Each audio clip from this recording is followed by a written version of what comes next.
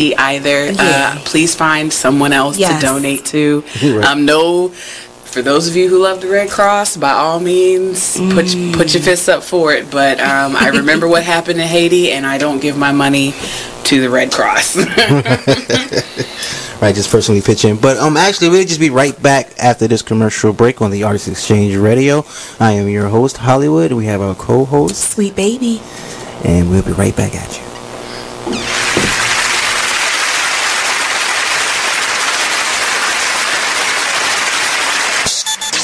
Join the club that gives you stuff. Hey, thanks! Radio Loyalty. Here's how it works. Just click on the Radio Loyalty banner right now and sign up. Then, you keep on listening like you already do. But now you earn points. Those points add up, and you can trade them in for stuff in the Radio Loyalty store. Earn more points by sharing your station with friends on Facebook and Twitter, answering surveys, and by using the apps in the New Players App Store. Pretty simple, right? Radio Loyalty. Click that banner to join now. Business owners, need more customers? Offer fantasy sports contests and generate more sales. Restaurants, bars, hotels, auto dealerships, real estate offices. Whatever your business, fantasy sports contests can help you increase your sales and bring you more loyal customers. Visit fanify.com or call 888-55-SPORT. Our software lets you customize contests fast and easy for your brand. That's right. Visit fanify.com or call 888-55-SPORT. That's 888-55-SPORT or visit fanify.com.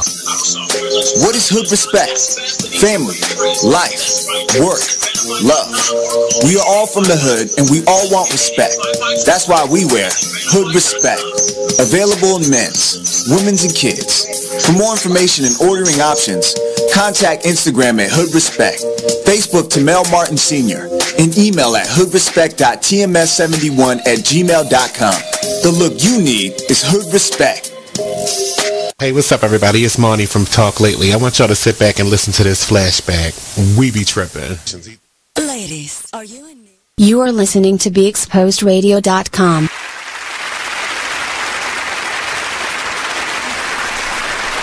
Welcome, everyone. Thank you all for tuning in to Sunset Soul Radio Show. I'm your host, Love Dawn, and my co-host, as you all know, Miss Lasha G, had to work tonight, so unfortunately she is not here with me.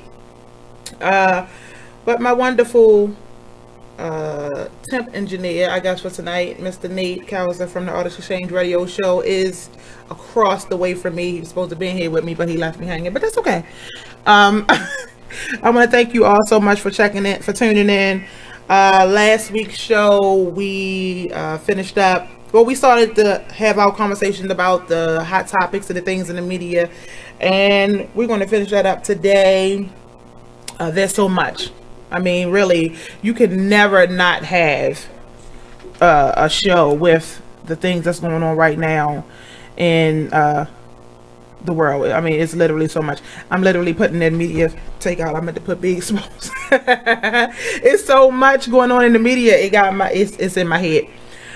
First, before we go any further, I want to wish well to those in California that's battling that wildfire right now, and rest in peace. For I think right now it's the death toll is 29, the last time I checked, and I think most of the fire is in Sonoma County, if I'm not mistaken. I think it says 21 large wildfires in multiple counties, but Sonoma County has about half of it as of Thursday, as of this morning. There is 150,000 acres of land that's either damaged or destroyed, and there's over 20,000 residents that had to evacuate. It's crazy. They have 8,000 or more firefighters and supporters that's out there trying to contain this horrible fire. So our condolences to the family members of those who have succumbed to this fire, and well wishes to those that are out there. Hopefully they can get this under control and try to rectify this problem. As of right now, I think they said it's 7,000 people without power still. So it's kind of It's kind of crazy. So I hope all goes well, or as much as it could.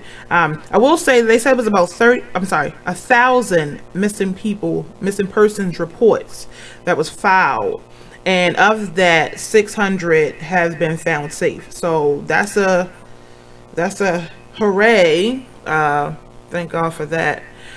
So our hearts and minds and prayers are to those in California. This is loud. Let me cut this down a little bit before we go any further, because I'm just hearing myself echo.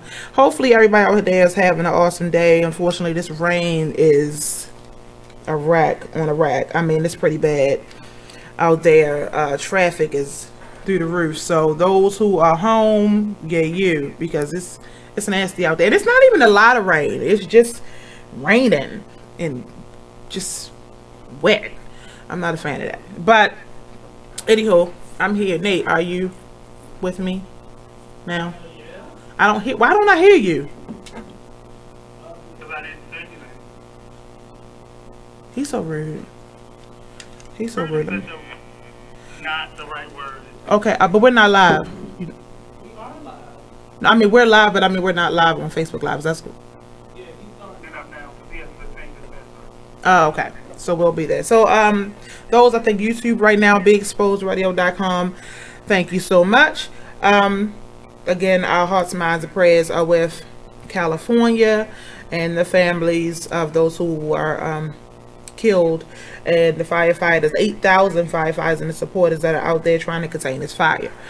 Let me give a shout out to, well, I'm gonna wait until we get on, because some of our viewers are in this 7-day vegan life challenge group, and they've been holding it down, and I want to give them a kudos.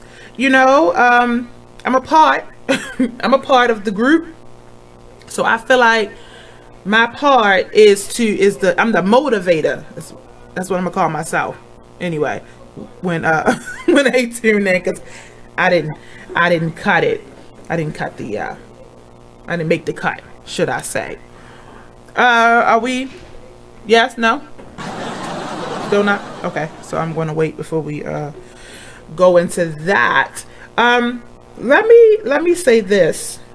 I was on my way, well, actually I was on my way to work this morning, and I was attacked by a squirrel. And listen, everybody who knows me know I'm not here for the squirrels. I'm just not. I just think they are what I call acceptable rats.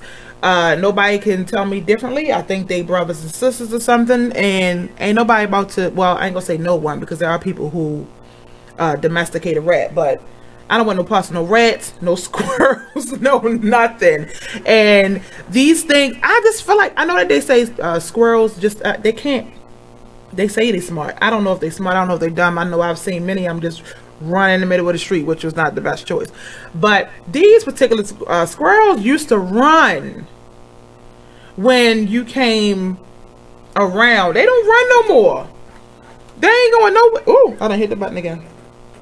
They ain't going nowhere. If anything, they want you to move, and they win every time with me, because I can't with the squirrels. But anyway, the squirrel ran at me, and I can't tell you the next part of what happened, because I kind of blacked out.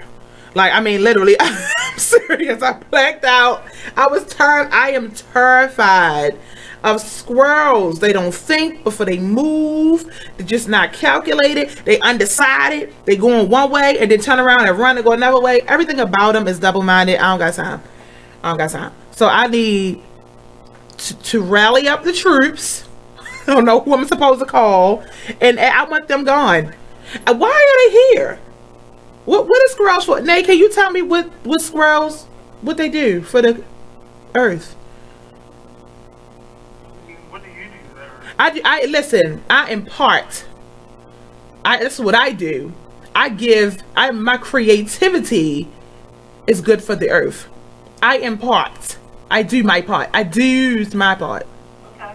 But the squirrels, my cousin said something about they go and dig up holes and put, I guess, acorns or whatever they put in there, and supposedly if they forget and come back and get them, it produces another tree.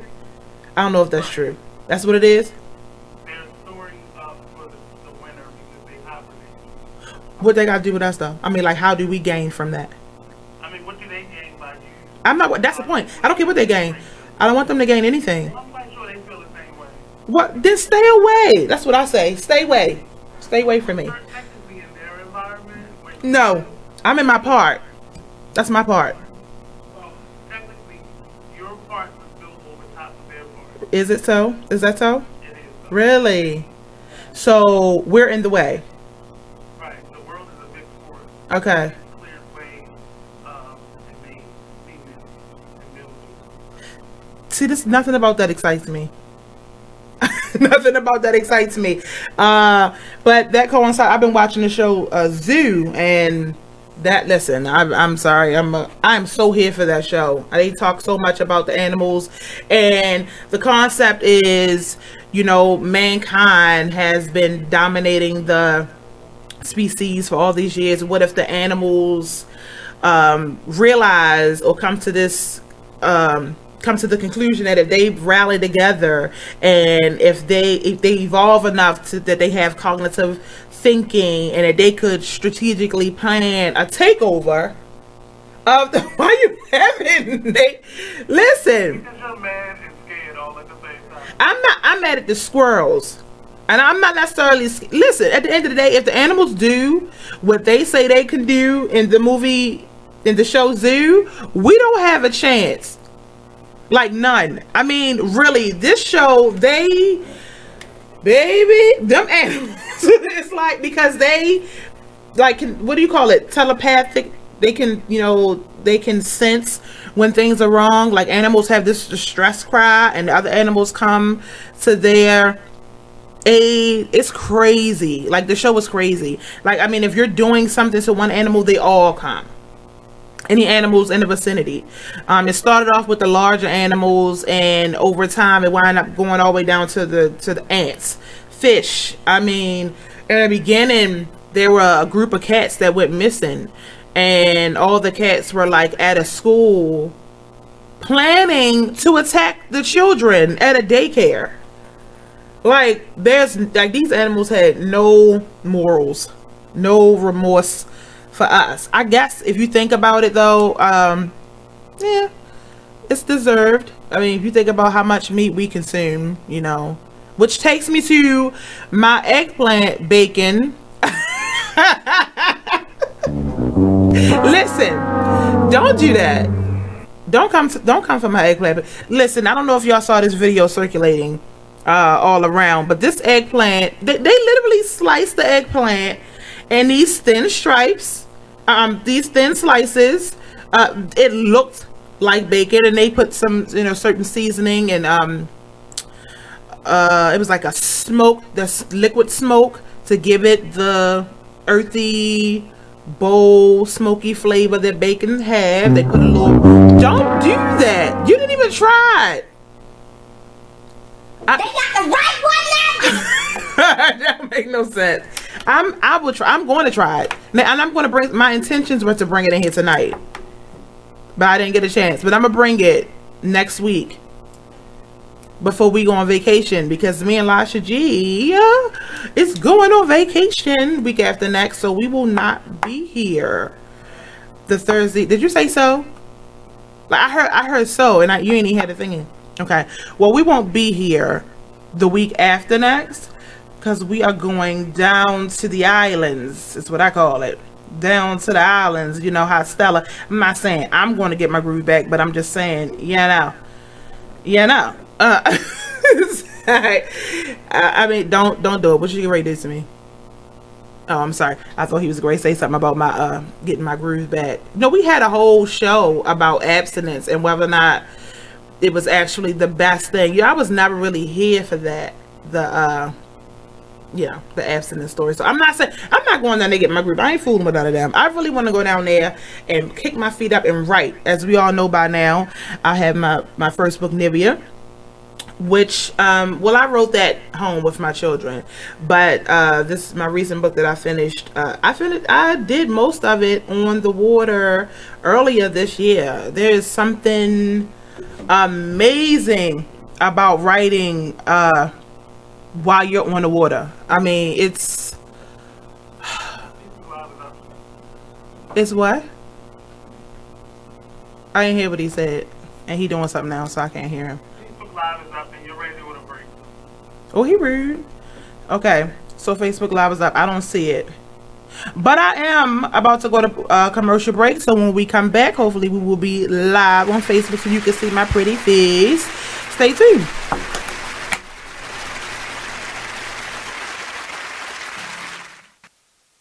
Hey everybody, check out what you missed on the one and only Be Inspired radio show. Our topic tonight is Spirit of Thanksgiving. And I have in the studio with me my husband, Titus James. Woo! Titus. Hello. Titus James. Titus. We up here. This man. We like off the chain because we not, it's right before. I could say it's right before a holiday. Nobody, when you at work, stressing. nobody's. Everybody's thinking about that plate they're gonna get and their take home plate. Right now, people are mapping out their the logistics of like the houses that you go to, because there are some houses that you go to for breakfast in the morning. Right. That's just me. Right. And then there are houses that you go to early. Like Brandy Mom, she likes to get you in there early, so that's like 3 o'clock. That's early. Yeah, that's early. For some people, that's Nah, her aunt and uncle, they have Thanksgiving at 12 noon. So Yes. getting brunch. Yes. It's full dinner. It ain't brunch. It's macaroni and cheese. Yes. Do they go out at 12 noon. Do they go out at? Sometimes, nope. Oh, they want you to leave? No, they sit there, they eat, they like Talk. play games, talk. That's it. Well, I guess it's better than having it at night, because then it's late. And, I mean, you be sleepy all day. I mean, because you sitting there, you eating all day. And then the game come on. In Virginia, they start early in the morning with waffles and all that kind of stuff. Yeah. But the waffles don't start all the way straight through dinner. They still making waffles, frying fish all day long. Laugh that loud. But then there's everything else in there too, turkey and all that the regular stuff. But they frying fish and making waffles all day long. They never stop. It's like fish, waffles, it's fried potatoes, all kinds of stuff. What all happened day to the long. rest of the Thanksgiving food? That's what I'm saying. No, all of that is there. That's there. But the special part about it is that everybody's coming because they want to eat a piece of fish. Oh, okay. Or they want a waffle. Oh, okay. So you be there all day long. You eat your waffle, your fish, and then you go and sit down somewhere and you play games and stuff. And then you come back later on if you want another waffle. Got the iron's hot. They just keep it going. Tune in to Be Inspired every Wednesday live at 7 p.m. right here on Be Ladies, Exposed are Radio. you in need of the best quality hair extensions, a cute outfit, or that perfect pair of shades? Pink Ice products can cover you from head to toe, from flawless weaves to apparel. Visit us online at pinkiceproducts.bigcartel.com. We're located at 3000 Old Alabama Road, 119-303, Alpharetta, Georgia. Or give us a call at 470-488-6484. Come on in and check out Pink Ice products today. Man, it is what it is. Man, it is what it is. Well, it is what it is. This Fly T Miles, also known as Tyree Miles, and Mr. Miles the writer. Hip Hop K, check us out every Friday on Be Exposed Radio at 9/11. Coming to y'all soon. You are listening to BeExposedRadio.com, the home of Talk Lately with Monty, every Tuesday at 7 p.m. You are listening to BeExposedRadio.com, the home of Talk Lately with Monty, every Tuesday at 7 p.m. Hey everybody, check out what you missed on the one and only Be Inspired radio show. Now here's one little speech I'm going to give you before I get into the next article. Here's what I want to tell you. Still,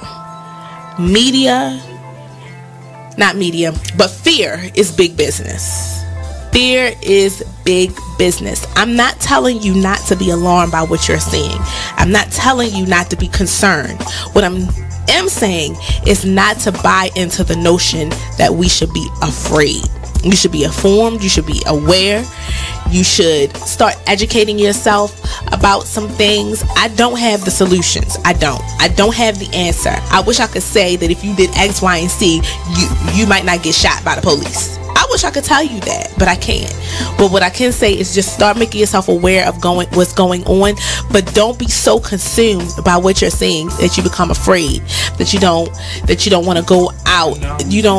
Or you become numb. That's a good point, Nate. Nate said, or you become numb to it, like you just don't care. So we need you to just. You are listening to BeExposedRadio.com. We are back. Okay, so we are live via Facebook. Well, we've been live already, but Facebook is up and running for those viewers who tune in mainly to Facebook. But keep in mind that if by any chance when you come and we are not here, you can always go to YouTube Live or BeExposedRadio.com and you will see or you will be able to see the show that is live at the moment. Before the commercial break, I let everybody know that my co-host Lasha G was not here with me today because she had to go to work.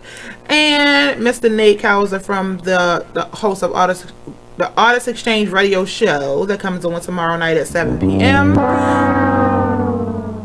Because I messed your name up? I mean, I said it like a million times. People have heard me say it.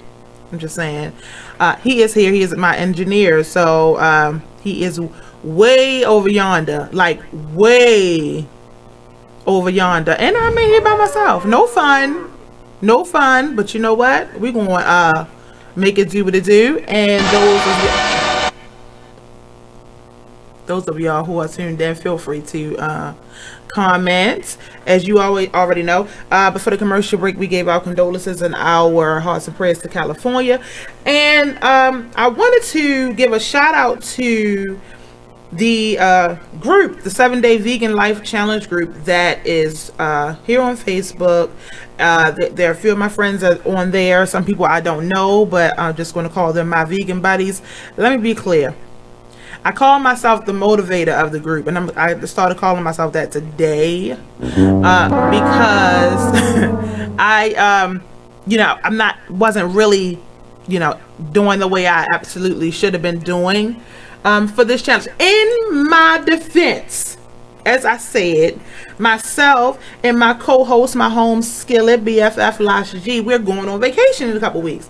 And I didn't want to, that's my reason anyway. I didn't want to start something and I knew that when we got on that ship, I'm not even about to look at nobody. I'm not counting nothing. No calories, no steps, nothing. And if anybody has been on a cruise or just on vacation, who about to go and start writing down everything that you eat? I will, though. I did say that this go round, because she didn't do it the last time, this go round I will be in that gym. You have to go to the gym, and you have to take a laxative if you're going to cruise. Just Fitness is signing people up for just $5. I know. Listen, I'm not doing Planet Fitness again. Planet Fitness got me led this year. In March, I signed up with Richard Simmons would. You're probably right, Warren, but I'm not Richard Simmons. I'm not gonna say that. But I went to Planet Fitness and I signed up in March. You know, when you sign up, Nate, you got to get a t-shirt and a travel bag. Well, when I canceled my membership, I got my t-shirt and my travel bag, and that was the end of this year. That was like recently. So that means from to go to the front desk. Go for the first time, and they give you your shirt, and you must have got the $10. You're not listening. I never walked into the door of Planet Fitness. I signed up online in March, and I never went. The day that I walked into Planet Fitness, I got my t-shirt, my bag, and canceled my subscription after they took, over $1,000 out of my account. act as if they stole it from you. They didn't steal it from me. What I'm saying is I wasn't prepared. I signed up for something that I was not prepared for, and I shouldn't have did that. So I'm going to make sure that I am prepared. I meant what I said when I said it, but then I didn't mean it no more after I had said it. $1,000 because it's only like 10. No, I was paying 20. I had it for a while. And then it's like a lump sum that they take out once a year. And then it was like 20 something. No, it was $100 and some odd dollars that they took out of my account a couple months in. It was like $150 that they said is yearly or something like that. I don't remember what it was, but it was $100 and something dollars. That I know, because I didn't know they were going to take that out, and I called them. I don't know. You sure you was at Planet Fitness? It was Planet Fitness. Somebody got you because. How much you pay for your one time? $39. For your one time fee? Oh well, yeah, they might have got me. It's not a one time fee. It's you sign up with, which is normally how much ever you're gonna pay per month. You pay one amount at the end of every year. Oh well, then they got me. Maybe they got me, but it was like $100 and something dollars. Well, but if they got me, they ain't gonna get me no more. How you doing, Ray, Warren, Nikki, those of y'all who are tuned in? I'm rolling dolo tonight, solo dolo. So those who are commenting, I would appreciate your feedback tonight, because it's all about me and you, because my co-host Miss Lasha G is not here, and my guest had to be called to engineer. So we going to make it do for those of y'all who just tuned in.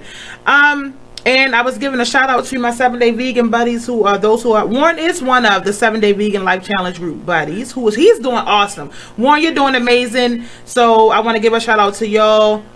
Yeah, Warren said it's $39.99 yearly. I don't know. I don't know what I had, but whatever it is, I had it. I don't got it no more.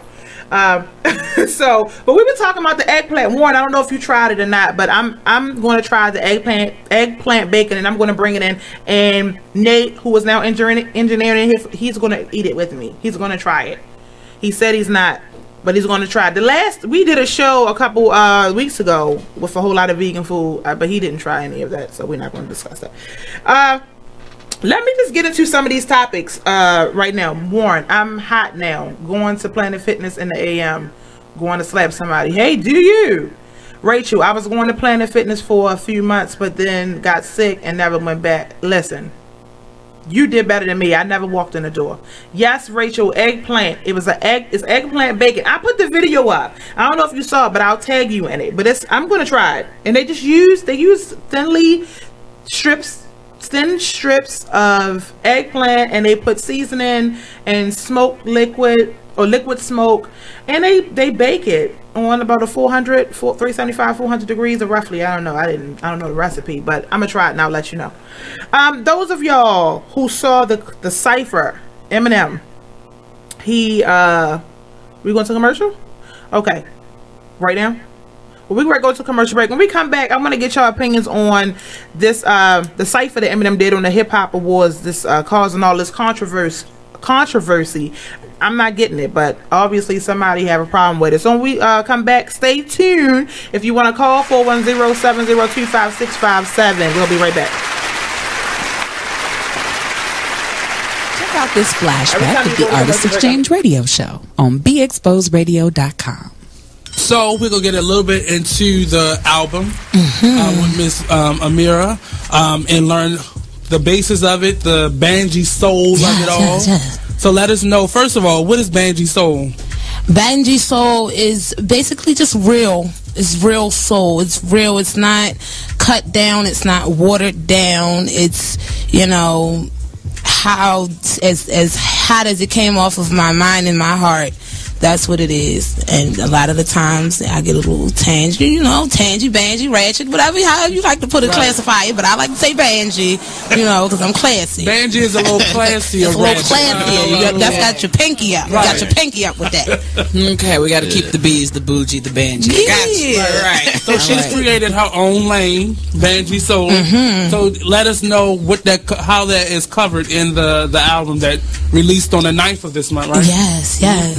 Well, I did it to a number of industry tracks, including like the Beatles Come Together, and I did a Lindsay Lohan joint. You remember the Confessions of a Broken Heart? Okay. And a lot of stuff I aimed to like change the theme that was originated, or just to. It was my therapy. Okay. It was my therapy. So that's why this is a mixtape. Yes. Okay, because you did a lot of remakes. Okay, I got you.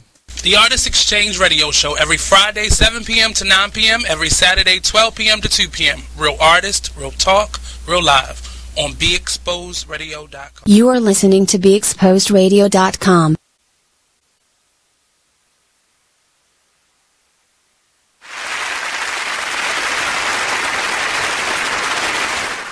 Welcome back. Before the commercial break, was that me? We were talking about Eminem and the cipher that everybody seems to be they going up on. I don't understand why everybody's so angry about this. I mean, literally, I'm hearing people saying, well, he wasn't the first one. Eminem wasn't the first one to do this, and why it take a white man to have a voice for the black community, that now people want to be, that people want to put it on the news or say something. People been speaking out against Trump for some time. I mean, it's just on and on and on with the hate. I don't really, understand that. I don't understand why everybody is so angry. And you're not racist? But I feel as though, one, I'm not a big Eminem fan, so, but he did it on a platform that they were not watching, which is redundant and a bit stupid to me. So it's like a comic trying out jokes in like a dive bar. Nobody's really listening, but I'm just going to try it out just so it's a makeshift audience. If he wouldn't have did that on the Grammys or the Billboard Music Awards. You don't think Eminem would have did that on the Grammys or the Billboard? I don't know. No, because he would have did it this year. So no, he wouldn't have did it. Well, some of the points that he made, I think happened after the Grammys. I don't know whether or not those is what triggered him to say it more than the others. I don't know. I mean, based on Eminem's past, I can't say that he wouldn't have done it on any other show. I mean, I don't know. I will say this, which has nothing to do with what he did. That little fuzz up around this region, up around that little chin, little fuzz. Sorry. That little beard he had, I was like, okay, Eminem, let me find out. He done got hip to the Beards Matter group. Ain't that what it's called? I know the Gray Sweatpants Matter, but this is the Beards thing. I don't know, but I loved it. Rachel says she's watching it now. She didn't recognize him with that little facial hair, right? But yeah, I loved him. I recognize him. He has always been controversial, but to me, he is just telling it how it is. I agree. I think he's telling it how it is. I think that he used a platform that was comfortable for him to say those things. I don't know if he wouldn't have said it at the Grammys or whatever, but I think he did it when he knew it would be received. I think. Well, it's preaching to the choir. Like, you did not use any of your platforms to do this. You used a black platform. You didn't do it on the Billboard Music Awards. You didn't do it on Instagram. You didn't do it on Facebook. You didn't do it on Vivo, Tidal. You didn't do it on none of those platforms where white people would be listening. But they were listening. It wasn't. No, they weren't listening to Facebook and Instagram when people shared it. Yeah, over 1 million views overnight. But it was on CNN. I mean, well, they call them the fake news, but it was on. It made mainstream media. Would not have done that at the Grammys. He would not have been allowed to do that at the Grammys or the Billboard Music Awards or the No, he wouldn't have been allowed. He wouldn't have did that on none of those other platforms. So well, but none of those other platforms had a cipher, a freestyle cipher where they would have given him the opportunity to do that. He could have performed at any of those, the Grammys or the Billboards or the CMA. He could have performed. He's Eminem. He's a crossover star. He could have done it there, but he's not, and he would not. So it looked good for him to do it on that BET because he's a white man, and just like the gentleman last year did it and made a big acceptance speech at the whatever awards that he won, talking about Golden Globes or whatever. But Jesse something, something, whatever his name is. See, people forgot just that quick. I forgot. Well, I just know him from Grey's Anatomy. I can tell you that name.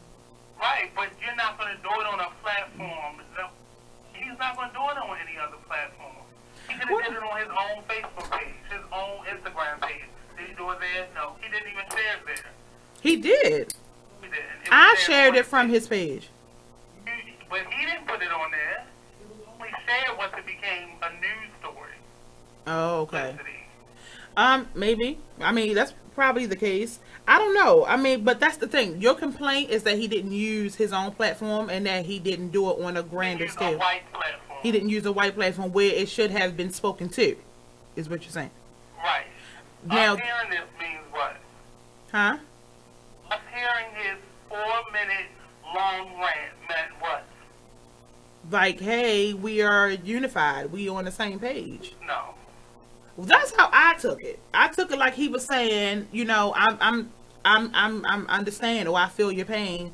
Let's speak out against this foolishness. Sorry, that doesn't work.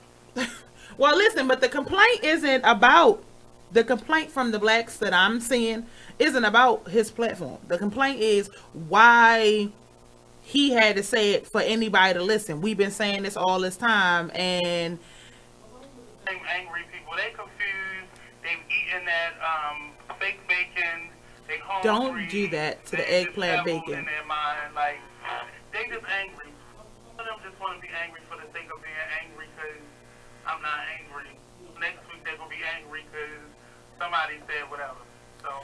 I see Kevin Little just tuned in. I don't know if he's still here or not, but Kevin, if you're here, can you give me your feedback on Eminem and what's your feel for it? Or did you like his freestyle? Did you not like, anybody who's watching right now, did you like his freestyle or no? Like, was it something that you thought was inappropriate? Did it matter to you that he was white? Like, for honest and true, and I know this is probably gonna sound crazy, but like, I don't see the white boy no more when it come down to Eminem. Like, I just makeup. It's not I don't see him as being a white rapper. I just see him as being Eminem, somebody that I'm a fan of Eminem's. So but you don't see color? I don't see color when it comes down to him. I do see color. Well, you already know. Bless my heart. Rachel said we should be all on the same page, but unfortunately the media has divided us all. Just like he said, we should be focused on the important stuff instead of focusing on I'm not sure what NFL BS means. Oh, NFL BSS. Got it. I'm sorry. I thought it was shorthand for something else. Mimi said, I haven't seen it yet. I understand what Nate is saying though. Yeah. Rachel was watching it too. She see him as a rapper. I see him as a rapper. I really do. Because I do too, Mimi. I'm a lover of Eminem, and I feel like when it come down to him and his element, it's just about your skill. To me, I don't think it's necessarily about the color of his skin. Nicole Bridgeford said, I thought it was fire, and I think it needed to be said regardless of where it was rapped at. Well, she a part of the Beard Lives Matter too. The all beards. Well, don't do that. This has nothing to do with the beards. We just here for Eminem and what he said. Listen, here's what we can't take away. We cannot say what he said was wrong. No, you can't say that it was warranted, and it was directed towards who it needed to be. When honestly, people it was not directed towards the person that needed to be directed towards. No, because he wasn't watching. If he wasn't watching the Hip Hop Awards, he watched them replays. He watched them playbacks. I bet you that. He did. Donald, first of all, 45 is a bully. And he is not about to sit here and have all these people saying, if that's the case, why he come from Rosie O'Donnell and Hillary and all that. He doesn't like to be talked about. People are really actually watching. Eminem's rap was on CNN. So if he didn't watch the whole thing, I don't think he watched the Hip Hop Awards. I didn't watch the Hip Hop Awards, but I watched that. He saw that clip. Because nobody watches BET, right? I watch BET. The Quad comes on BET. We're not talking about the Quad. Do you watch the BET Awards? Yes. I watched. Huh? That one. I watched the BET Awards. I watched the Hip Hop Awards, but I don't like this new hip hop, so that's why I didn't look at it. I usually only look at it for the old school. When they do that, they always have a really good old school segment that I watch. Mimi says she's about to watch it. Nicole says she heard it, so she heard it, so she can speak from, Oh, something about Trump. Trump heard it. Ain't no way in the world that bully got all these people talking all this stuff, and he didn't hear that. Laughed at them. He might have laughed. I'm not saying he didn't laugh. Laughed at them. They may not have had ratings, but I'm promised that clip got ratings. That clip is up to over 2 million views right now. We talking about the BET Awards this year because Eminem was Hip on it. Hop Awards. Stop combining it. Hip Hop Awards. It was on BET. Okay, but that's two different things. That nobody was talking about before Eminem came on. Then you know what? Then even more reason for the black community to be appreciative. Because the white man did something. Not about the white man, because Eminem gave them this limelight. You said that. I didn't say that. We found another Trump supporter. We don't. You know daggone well. Well, anyway, they are up in arms about it. I don't really get it, but move it on. My wonderful friend Nate here put up. Well, he had shared a post and tagged me in it about Mrs. I really wasn't even being smart this time. Wendy Williams. Wendy.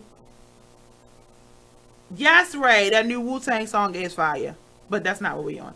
Well, Rachel, we loved the Wu back in school, so we old school fans.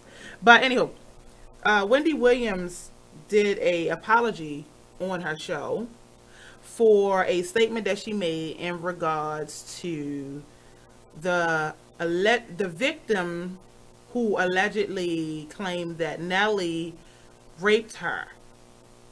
And Wendy made some sort of comment that more so said, basically, watch your surroundings. You need to watch where you are. That type of stuff. I didn't write that part down. I was moving too fast because I was looking at the apology, not necessarily with the statement. But she made this heartfelt, I guess, apology, right teary-eyed, with a Q-tip and everything, wiping her eye.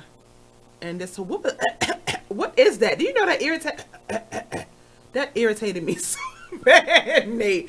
But she did it like 50 times. But that's her way of crying, I guess. But she boo-hooed, and she put up a picture of herself, and I think she was 13 in that picture. And she was talking about how she her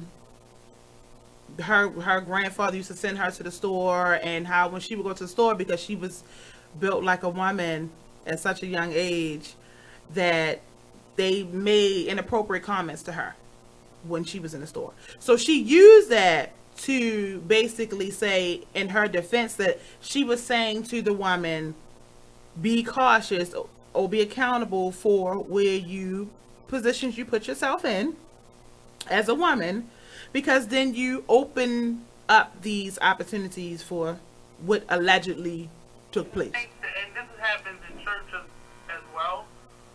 You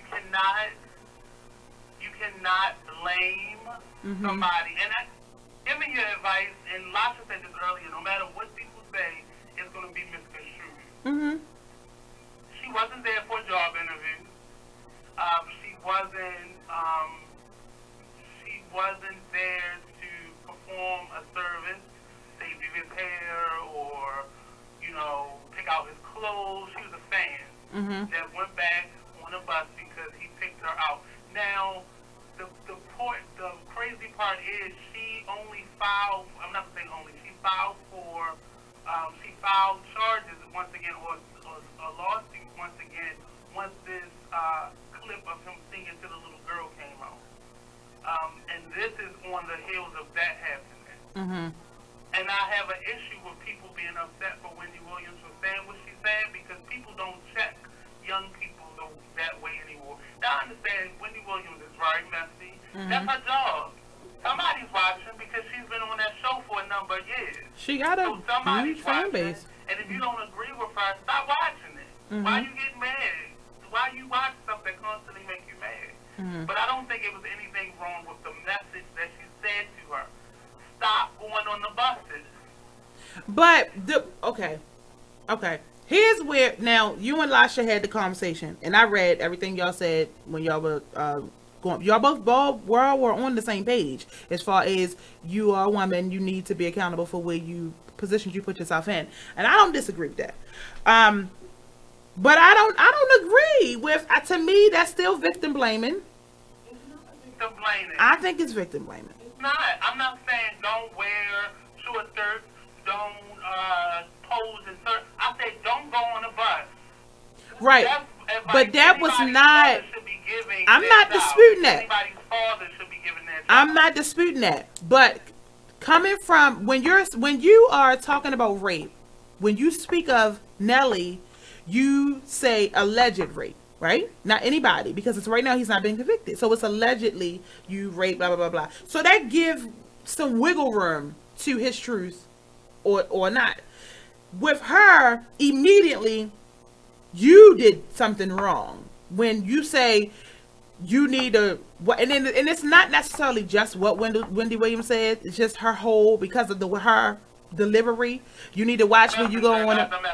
Okay, but I'm saying I don't think that needed to be said on air. It is, because this is not in a small room with her and her mom and a cousin. This is in front of the whole country. It needs to be said. It does. Young girls need to stop getting on those buses. Young girls need to stop going backstage.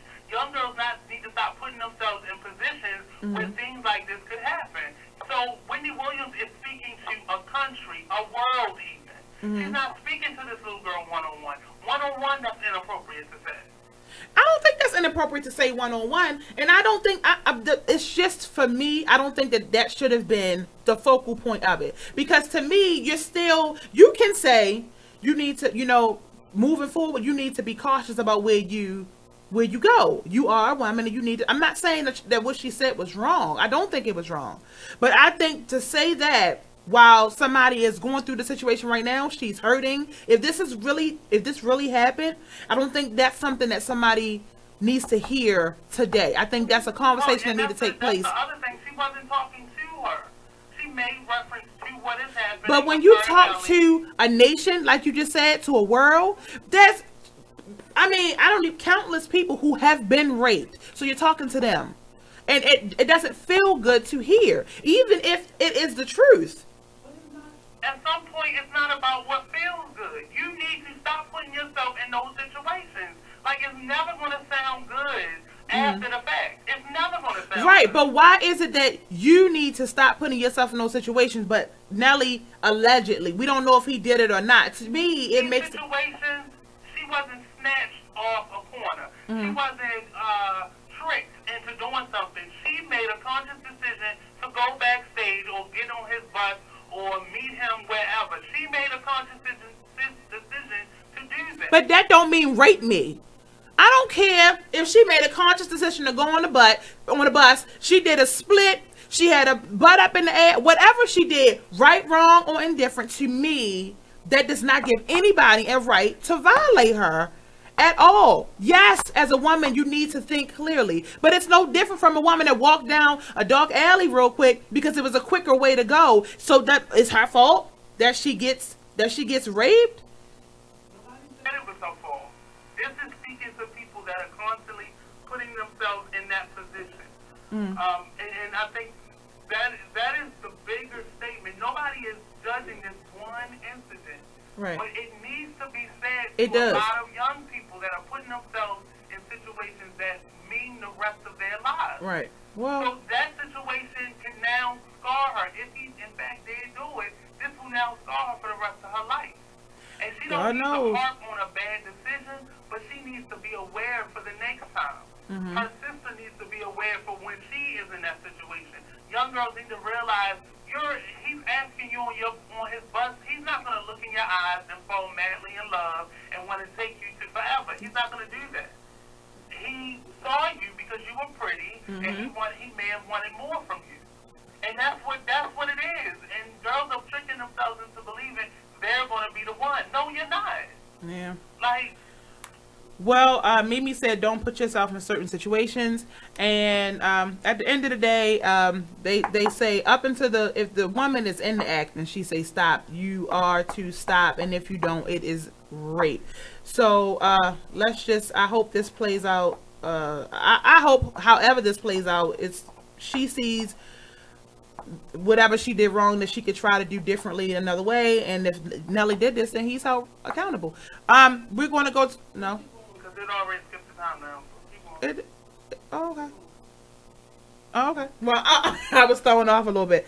Well, let's move on. Because at the end of the day, it will always be a touchy subject because it hurts. I mean, especially for women you got a lot of women who have dealt with this, who feels like they did something wrong anyway. Even if they didn't put themselves in a position, even if they didn't go on the bus or walk down the dark alley or have on tight clothes, they were raped, and they find some fault in what they did. If I would have done this, then this wouldn't have happened. That's just the. And the other side of it is, I sit in a courtroom and I sit in a principal's office on 2 different occasions, and I've watched somebody that was a loved one of mine be accused of rape. And the crazy thing is, and when I was writing that post today, I thought back to both of those moments, and I was like, why would my mother have me sitting in a courtroom when my uncle was being accused of rape? Why would my mother have me sitting in a principal office right beside her, right across from them, when my uncle, again, when he was a teenager, was being accused of rape? And I was very young at both of those ages. But the other side of this is, and I think a lot of women don't get this, is there are men that are falsely accused.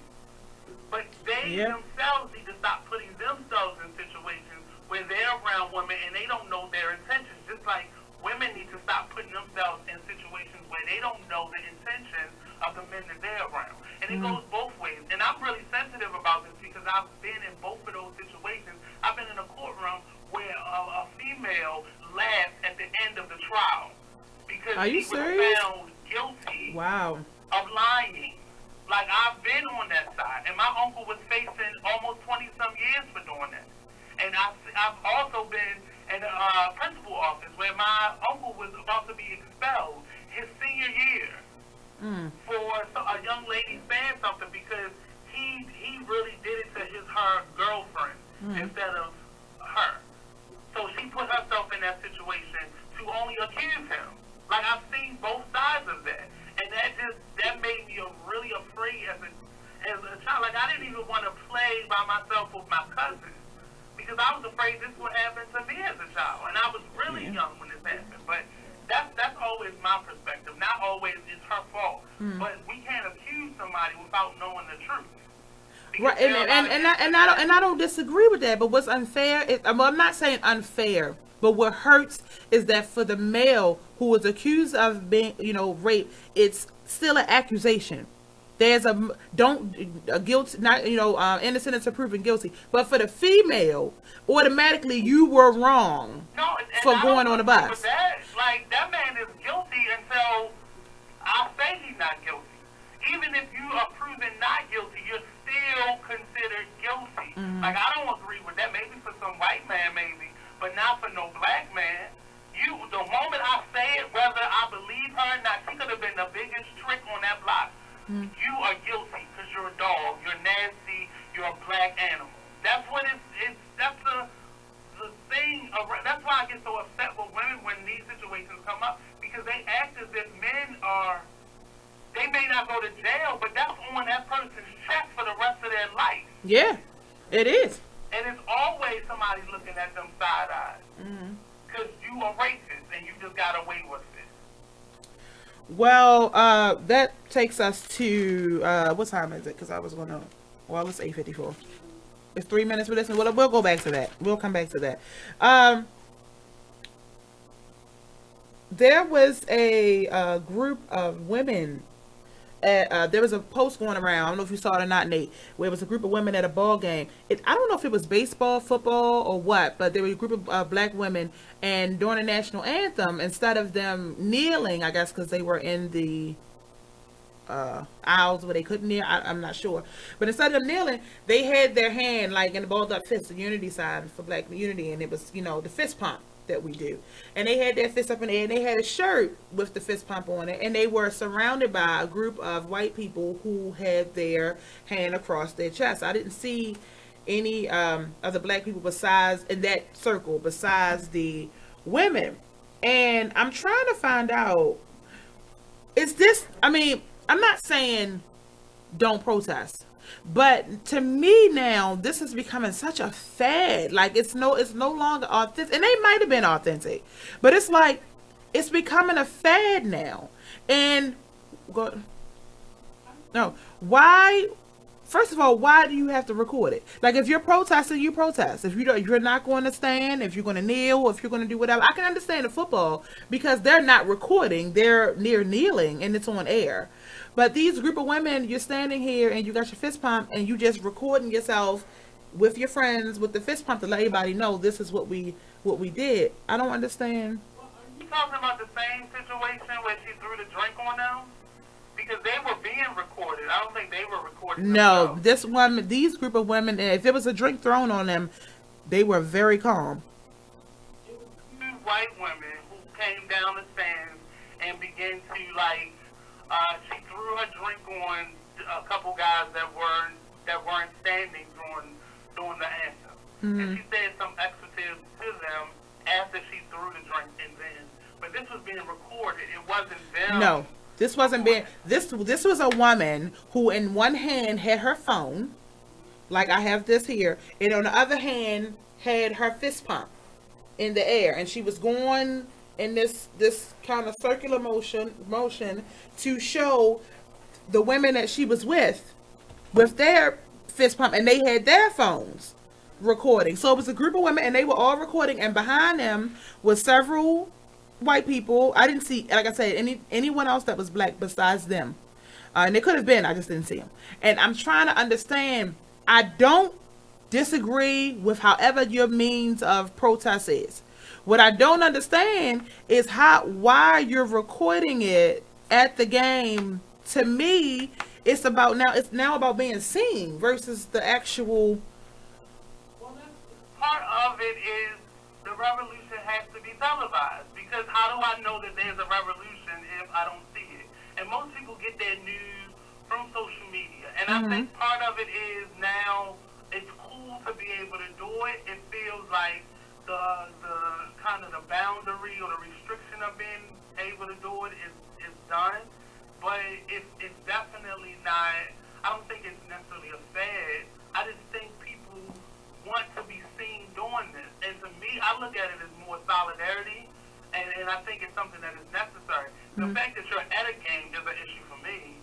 That's where the issue comes at for me. The women, the people, period. Oh, all the standings were full. People who have not skipped a beat, and they're just as involved in the game, which is why this is still a problem. Which is why people are now, they're changing rules, because now we see all these stories of people who aren't on the NFL level being fired or being kicked out of their sports for doing this. Like, that's why it's a problem, because they see that you are not solid and together and unified with this. I think that is now more of an issue than, a couple people just wanting some likes on their Facebook. Well, these women sure look like they were organized.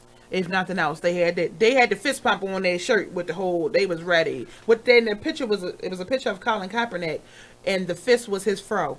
It was cute, but they planned that. Well organized. Nicole Bridgeford said because it's cool, and now it seems to be becoming a trend. That's what I'm thinking. I guess it really doesn't matter if you really look at the end result. It's about unification. So listen, we're going to take this commercial break. When we come back, we're going to go into, we're already in the second half of the show, y'all. Stay tuned. Go grab you something to nibble on. Keep commenting. We'll be back. Check out this snippet from the new season of Talk Lately with Monty when he rants about his staff. Agree. Can you come on? I told you stop touching that button. Why is it so loud? God. Did you turn one all the way up again? Do I have to come in there? God damn her. If it was going right, I would let you do your part, but I'm sorry, but it's just not functioning the way it's supposed to be. You're live on the air. I told you mind your business. Well, Monty, if I can comment on the Jennifer Holiday situation, I know I'm live on the air. I'm sorry, 1 second. Okay. I know I'm live on the air. This is why this whole show is called Talk Lately.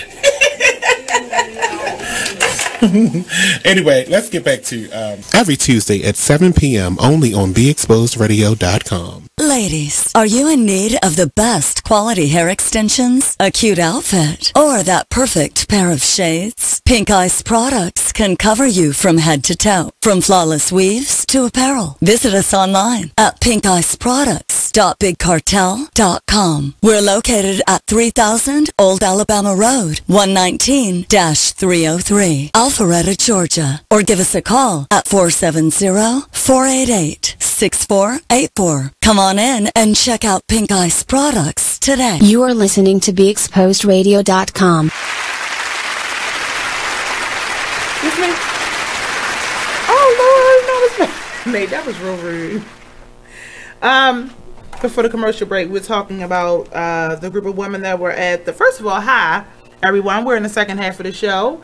Thank you for tuning in. My name is Love Zahn, SunSet Soul Radio Show. My co-host, Miss Lasha G, is not able to be with me tonight, but I have the awesome, wonderful Mr. Nate Couser, the host of the Artist Exchange Radio Show, with me, my engineer, way over yonder.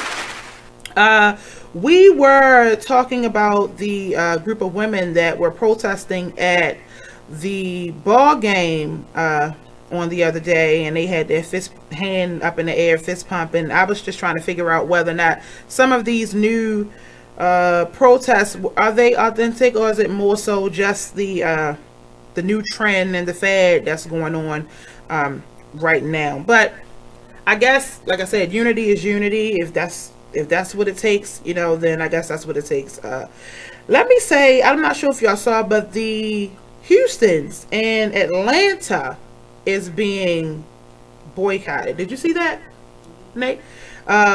I probably wouldn't have paid it much attention because I saw it in my feed come up. It came up in my feed last night. It was kind of late. But T.I., Tiny, who else was there? Jay Morrison, Ernestine Johnson. That name sounds so familiar. No? Okay. Yandy Smith.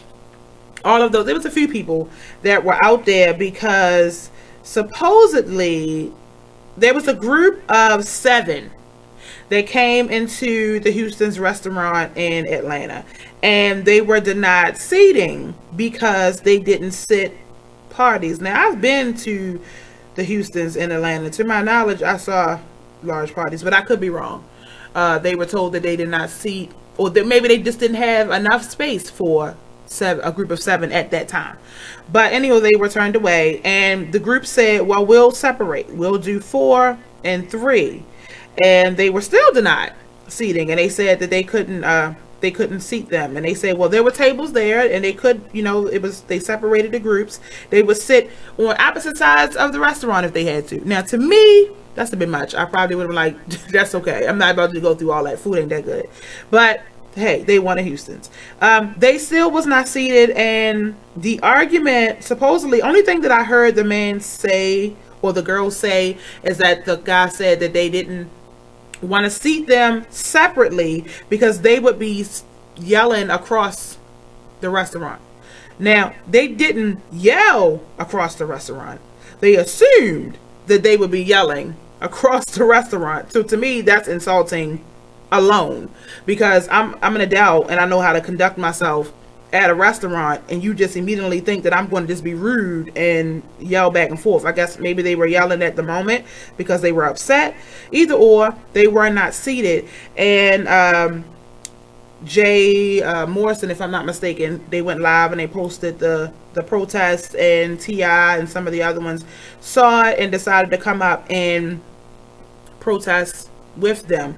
And there were patrons that were coming to the restaurant, some of which heard the situation and turned away and left. Some of the other ones instead taunted the group. Now I'm looking like, and these were a couple of older Caucasian women out here with all these yelling, big, bold, loud African Americans, and they're yelling, "Go Trump," and "Go somewhere else with that." And I thought that was a bit much. But at the end of the day, they're I don't know if they're still processing this. Was going on yesterday, but they're trying to get. There were several people that said that this isn't the first time it's happened, and it's not the only Houstons. There's another Houstons in Georgia that they said they would have the same situation. Have you ever been to Houston's?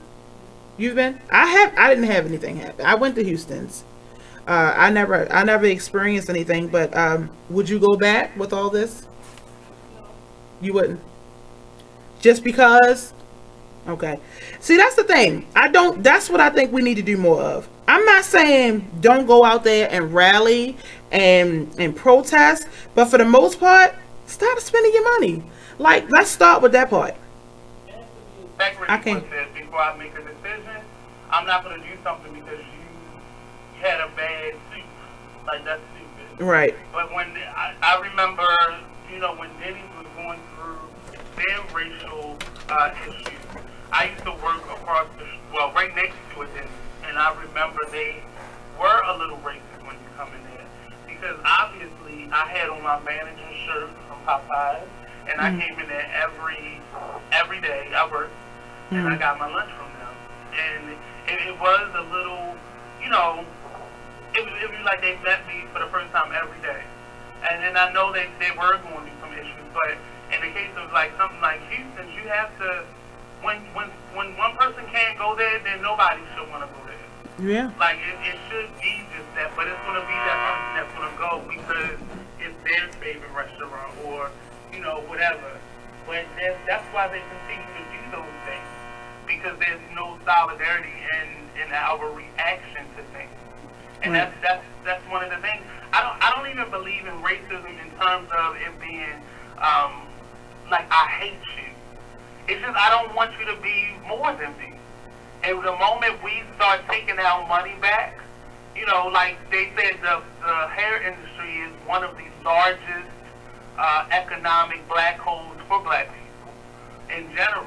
And if we just took our money back, or we had ownership, like we started having hair and whatever, but the hair is still coming from somewhere. So that is true. Cut off that money stream, then other cultures would have to respect us and join in the fight with us, and that's going to make this white group over here really look and pay attention, because now we're messing with people's dollars and bottom line. Well, that's what they're saying is with the football situation is that it wasn't a big discrepancy until they started messing with the money, and that the viewership has went down, and supposedly Trump's comments towards you need to fire them, the guys, the owners felt some kind of way because you're talking about them. And that's, shout out to Black by Demand. They talk, that's the main focal point, the black dollar, the black money, Black by Demand. Michael Harrison, part of the Be Exposed family, he comes on Mondays at 12 noon. But they talk a lot about the black dollar and how important it is, and how we make up, he knows numbers, a huge percentage of all money spent, because we're the only ones that's going out there. We hear that even when we're kids, Bill, what is it, the rich man dressed like the poor man, and the poor man dressed like which you would assume the rich man was supposed to dress like. We had a video that we put up some time ago when we did Black Wall Street about how you sell to the African American, well, they call them the Negro at the time, because we want the shiny things, we want the best, and that goes back to us during slavery time and not having the best. And now that we are able and capable of buying these things, that's what we want. So they know, they just target us. No, they know how to target us. We talked last week, and we were talking about what was we talking about when we were saying how the schools teach about empathy and that kind of went left. But that goes right back to when they say knowing your enemy. You have to know what they expect of you for you to come another way. You know, like I said about this boycott, I think that's great for a couple days. What's going to happen when it rains? What's going to happen when it get cold or whatever? Are we really going to stand outside and boycott? You know, are we going to hold the fort? We're getting lazy in that all I have to do is rant on a social media page. I don't have to go out and do anything. But I saw for the first time in a very long time what a march was when we had the Freddie Gray March, and it walked right through here on Lexington Street. Oh yeah. And that takes some, because then the city had to do something. They had to say something, even if it was a lie. They had to do something. It was too many people for them to turn away. It was too many people, but you have to. I remember the bus boycott in Montgomery, Alabama. It took a year. That's a year of you walking. That's a lot of walking. That's some serious commitment. And it takes that type of commitment. Like, it's not going to happen overnight. It could. We could stop all shopping for the rest of this year and shut down major economies. Now, a lot of people will be out of work. So a lot of people had to pull together and, work together and eat together and, share resources. But people don't want to do that because they selfish. Yep. No, you already know that. You already know that. There's also, since we're on that subject, there's a video going around of Trump. Did you see the video with the Trump shaking everybody's hand except for the black woman's hand? Everybody's putting this focus on. I'm trying to figure out how many of these videos are they going to share. Like, how many videos of Trump walking past an African American? But with that being said, Trump had, you remember the clip that they had of him like pushing, who was that? Was it a prime minister? Who was that? It was some sort of dignitary that he pushed to the side to come in the front. I'm like, how many videos? You can share all the videos in the world that you want. We know who this man is, and it's not going to make any difference for y'all to keep reminding us, because we know. But we can't get mad. We do that to each other. We do. And I agree. That's just like saying, but it's black on black. But we do that to each other. That's why I don't get why people get mad. We push each other out of the way for opportunities every day. We can't get mad. This is how he became who he was. Yeah. By squashing any competition.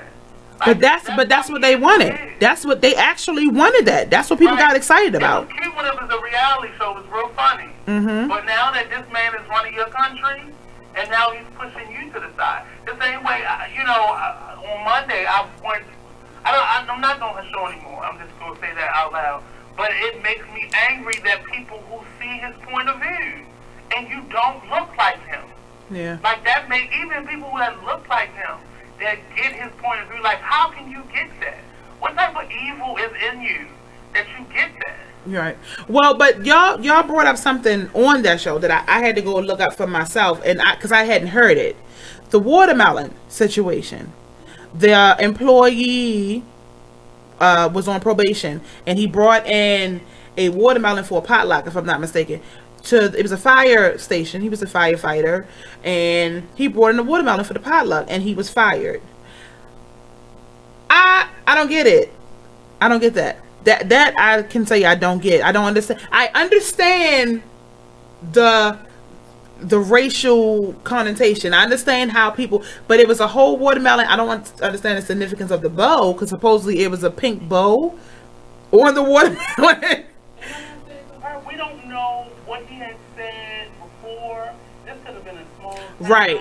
So anything is possible, but at the same time, it should also show you, if we all say this, I don't like this, things will get done. Somebody fired. Yeah, because he was fired. We just have to use that power for good and not for pettiness. Yeah. Maybe you don't know what he had said to somebody, or if there was a rumor that he had did something. But if he said something out of the way, that would make more sense to fire him than to wait for him to bring a watermelon for potluck. Oh, yeah, that wasn't reported. So I'm waiting to hear from the people that were involved as to what he had already did, or if there was some other discrepancies or past behavior. Yeah, Rachel just said there had to be more to that. Someone complained and pushed for that to happen. It had to be, because everybody don't eat watermelon. So somebody, I mean, 9 times out of 10, most of the people would have probably just walked, oh, somebody brought a watermelon. Him bringing the watermelon specifically targeted somebody. Somebody was upset. The bow, that thing kind of, that's when I was like, yeah, no, that meant something. The bow, not even the watermelon, it was the bow that threw me. A bright pink bow. My anger with a lot of people, white people, I'll say it like that, is they don't get this because they did not have to go through those innuendos throughout their whole life. Right. Well, there are some white people who do understand, though, because they were born or raised in they understand the words that you are using. They believe what you're saying. But they can't empathize or sympathize. They can't empathize with right. Because they have not had to go through that unless they were poor and white. Then they can, in some degree, understand. But then it wouldn't be a racial thing; it would be a class thing. Well, that's the closest that they can get to understanding. Okay. So that's why I said they in those situations they believe what you're saying. Mm-hmm. But they could never understand how you're in a line and someone skips past you and picks the next white person in line. Okay. And the white person just walks up and gets waited on. They don't understand those little idiosyncrasies. Why would you, first of all, if you know black people are really sensitive about watermelons and chicken. I'm sorry. That is true. But, I mean, let's just say he didn't get that was something. Maybe he was being extremely nice. Maybe this is too much. But we don't know what happened beyond that. Right. And people, and Crystal kept reporting on the fact that he was new, but you don't know where this is. Right. He was, but because of that, because he was new, is what make me think there has to be more to it. Because if he hadn't done anything and he was new, I will say this, and I've said this 1,000 times. Blacks, our race is the only race that I know they will come up with an excuse for you because they don't want no problems. They just, man, I really don't really want to get into this. So I'm just going to, I hope he just meant XYZ. You know, you have some that's hot button, but for the most part, I'm at work. I don't want to argue. So let me just chalk this up to his ignorance or something. So I would have to believe there had to have been something else than the someone that was just on edge for him bringing in the watermelon. Rachel said we had an incident in our fire station online private group where one of our members posted "Happy Birthday America," and one of the girls who is Muslim said she was offended. She filed the report and pushed the issue to the point that he got suspended for posting "Happy Birthday America" on July 4th. That's ridiculous. It's ridiculous. And this is where it becomes sticky. It's ridiculous when you don't have to deal with it. It's ridiculous when you aren't the butt of the joke. It's ridiculous when you have not had to deal with the stereotypes. And it's always something. Maybe her frustration or anger came from another comment that he was a part of or another argument. And the fact that now you already know that this group is very diverse and you say something like it could be small things like that. Mm-hmm. But we have to not be super sensitive to situations, but you have to be aware because nowadays it is an innuendo. Mm-hmm. I'm not going to give you that loan. You're not going to get that job. You're not, just as simple as my name is something that is real open to interpretation. You don't know where I'm from with my name if you just see it on a piece of paper. Right. And then when I come into the room, you're like, oh, your name. Mm-hmm. Oh, okay. That right there, that hesitation, what was you expecting? Mm-hmm. And is it a problem now? Like, I've been in those conversations, but people get offended because they just want to go on Facebook and rant. And that's what I think, both of these situations I think is kind of ridiculous. But I'll say this, like you said, you're offended. It's worse when you don't have to be offended because this young lady didn't have to be in their fire stations group. This man was an employee, so they had to work with him. I will say this though, in both of these situations, this man was a new employee and he knew that he was under 90-day probation. So to me, I would want to be on my P's and Q's, because if to my knowledge, you don't need an excuse or a reason to fire me if I'm under 90-day probation. I thought that because their excuse could have been it just wasn't a good fit. Stuff like that, where he may have meant nothing by it, but because you're on probation, they may say, you know what, I don't like where this may be going. It doesn't seem like the other employees are, working well with him. It's not necessarily a good blend. So let's just go ahead and nip this in the bud. I mean, who knows how? It could have been nothing. Could have been everything. It could have simply been like there was a misunderstanding before, and somebody blew it out of proportion on either side. And now that I have an opportunity to get you out of here, right? Oh, you brought a watermelon. Oh, with a bow. Yeah. You can't forget the bow. I still think the bow is what really did him in, because you bring in a dish for potluck. I get the paprika, I get the ambiance and the whole parsley or whatever, cilantro, whatever you want to put around the salad to make it pretty. But the stick a pink bow on a watermelon, I feel like you're saying something. I mean, that's the crazy thing, because we're so untrusting of everything. Right. He could have just had one of those wives that was just super chipper. Be like, here, take this. Regular watermelon. I don't have time to cut up little shapes in it. Let's put a bow on it. Like, it could have been that ridiculously simple, or it could have just been a jab at somebody. It could have been. He knew, like, it could be anything. We just have to really, like, that's my issue with any level of media. Any level, you can't just. Media is supposed to point out the salacious aspect of something and make that the headline. Right. Get people to read things. But what people aren't doing, like, people aren't even reading. People aren't reading. So right. It's something that you gotta click and read. I ain't doing that. I'm just gonna read the title. And people watermelon with a pink bow. Videos. You're not even watching the whole video. You're just looking at the title on the video. And most times you're not even looking or reading. You're just going to the comments and seeing where the most, this is the argument right here. And they're ill-informed because they did the same thing. Right. Christina said, I think that we're living in a time where if someone breathes or blinks the wrong way, we get so offended or nothing. For nothing. I mean, I'm just saying. Then she put P.S. The pink bow had to be a signal.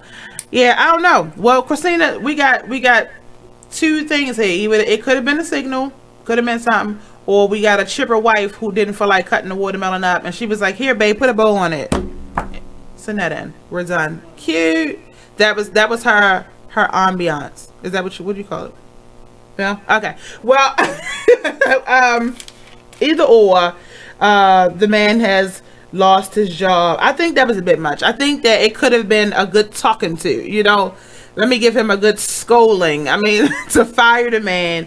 But again, I think you could have been attached to something else. Let me say, because I want to get into this man. I'll get into that. But we did a show some time back about Facebook. What is it? Media and privacy. And we talked about some of the ridiculous Facebook posts that get these men locked up. Well, y'all, we got another one. This young man, let me see where he's from. Where is it?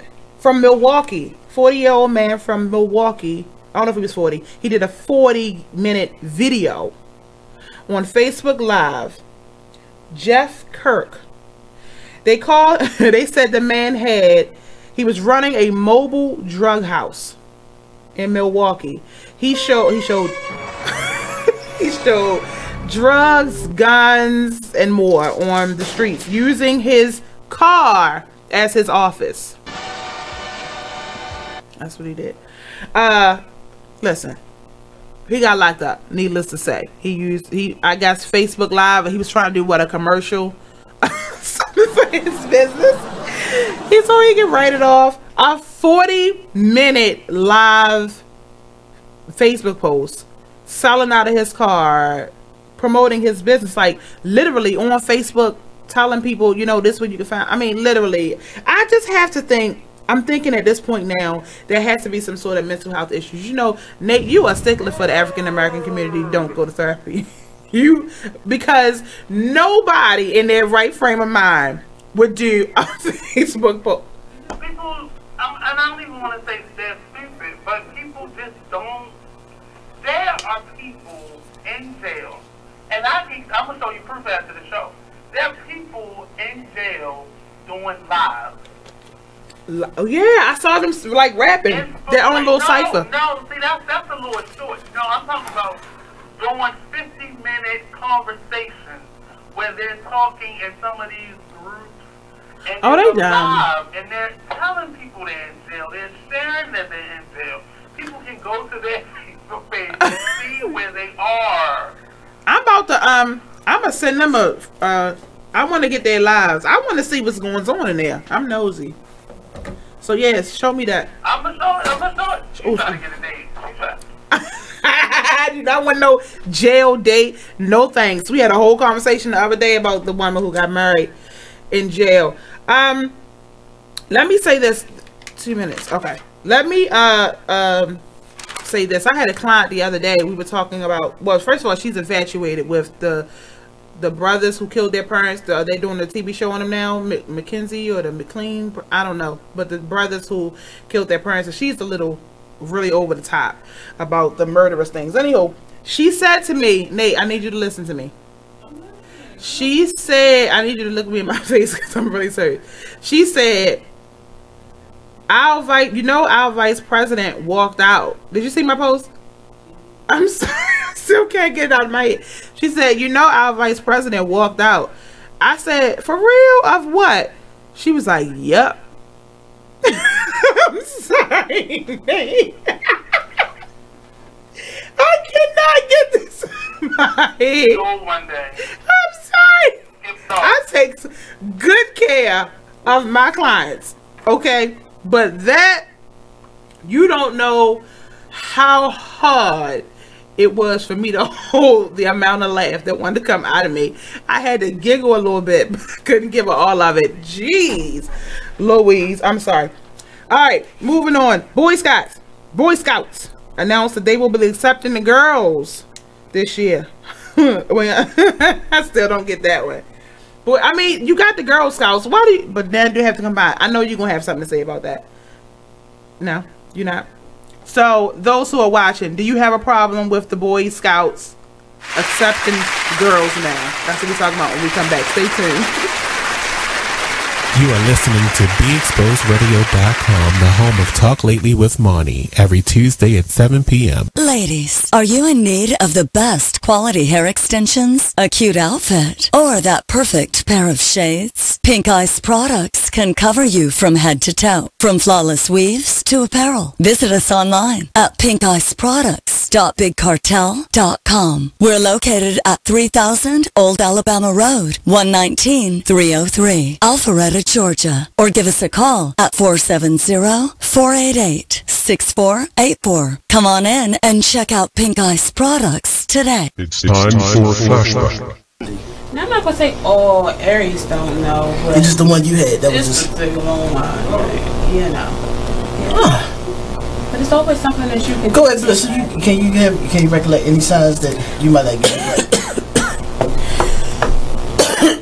October 15th or 16th. What is that? And Libras. See, I've had some good Libras and I had one really bad Libra, but he was white, so he f***ed his back anyway. So I don't. Wait, hold on, wait a minute. Demonstrate. You got to demonstrate the back. No. Ain't no way. Not the dirt. How they bust? Let me show how they bust. And they want to cry afterwards. I mean, what the f*** is the point of the tears? I mean, I can see you shake, yeah, and shake it off real quick. But you crying? F*** out of here. What was he crying for? Cause baby, this f*** make that. You in? I got that good nasty bitch. The shade. Oh shit. McLean's Couch every Tuesday at 9 p.m. Only on BeExposedRadio.com. Yeah, this the man that holds it down. Mr. Showtime, D the Boss. Check us out every Saturday, 5 to 7 p.m. Eastern Standard Time only on BigExposedRadio.com. I'm in a relationship. My girl happens to be long distance. So with that being said, I beat my thing like it owes me money. Sorry. Because I asked that because so many people are not comfortable. Here's my thing. It's mine. That's right. And you need to know yourself before you can have somebody please. If you can't tell nobody how to please you, if you don't know how to please yourself. That's right.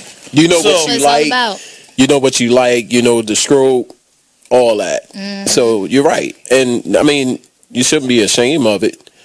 It's your body. Yeah, I'm over here struggling with the ear. Yeah, I'm glad it's you today. I'm glad it's you today, brother. Oh, this thing going to drop. It's going to drop about at least like 5 times. I'm over there struggling. So ED, do you have a problem with masturbating? No, I don't. I don't masturbate often. You are listening to BeExposedRadio.com.